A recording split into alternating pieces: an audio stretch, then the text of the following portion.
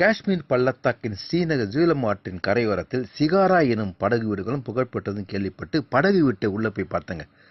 வீட்டில் போன உடனே பெரிய ஹால், சோஃபா செட்டு, சேர், ஃபர்னிச்சர் எல்லாம் சூப்பராக இருந்துச்சு. இது அந்த ஊரில் தண்ணீரில் மிதக்கும் வீடுகள் எனவும் ஹவுஸ் போட் எனவும் கூப்பிடுறாங்க.